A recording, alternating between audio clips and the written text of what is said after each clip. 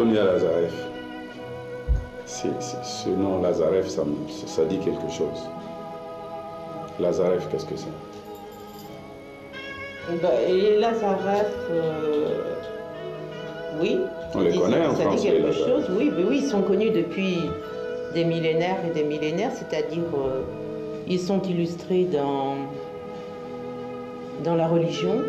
J'avais des aïeux qui étaient rabbins. J'ai un aïeul qui était grand rabbin de toutes les Russies, qui a prédit, qui était prophète aussi, c'était l'ennemi de Raspoutine. Et il a prédit la mort du tsar, mais le tsar a pensé qu'il était dérangé. Alors qu'est-ce que ça... Eh bien oui, il y a ça. Ils sont illustrés dans les arts aussi. Ils sont très artistes en général.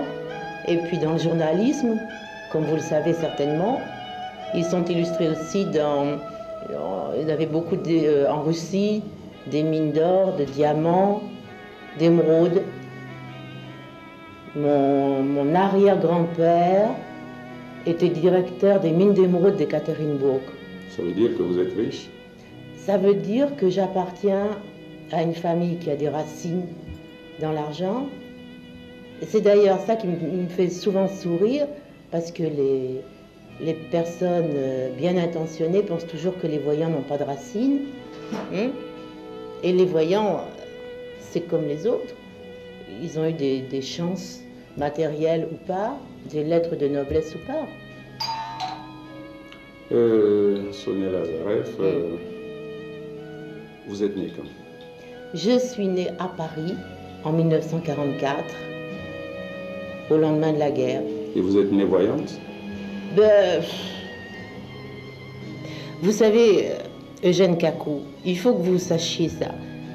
Les voyants, vous, par exemple, vous ressemblez à votre mère. Hein? On ressemble à sa mère, on ressemble à son père, on a dans le sang, on a des gènes. La personnalité a des gènes et dans le sang, il passe quelque chose. Alors si votre père ou votre mère est diabétique, souvent vous avez des malchances d'être diabétique. Et quand vos aïeux sont voyants, forcément vous avez quelque chose en vous de voyant. Mais vous n'avez fait que ça? Ça saute souvent une génération. Vous n'avez fait que ça? Ah non, parce que... Vous avez fait des études? J'ai fait des études, j'ai fait tellement de choses. Écoutez, il me faudra 3 émissions pour parler de qu'est-ce que j'ai fait. C'est intéressant à savoir. Oh là là, qu'est-ce que j'ai fait? Je ne sais pas. Parce que vous n'avez pas l'air d'être comme les autres, alors dites-nous ce que vous avez fait jusqu'à... Bon, voilà, vous venez de me poser des questions sur ma famille. Voilà, alors moi, à l'âge de 13 ans, j'ai renié tout ça. J'ai dit que, voilà, des personnes qui étaient aussi nantis, etc., etc. Il fallait vivre par soi-même et s'ouvrir au monde.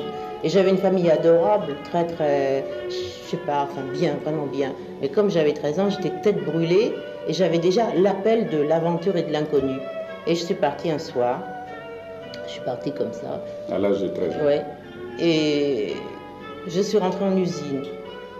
Mais en usine, pour être tranquille, vous voyez, déjà je voulais être tranquille, j'ai raconté un baratin invraisemblable à ce brave directeur. C'était à Suresnes, je me souviens, à Suresnes. Et je racontais un baratin, je dis, moi, arrivé France, moi, pas parler français, mais moi, grand travail, grand travail.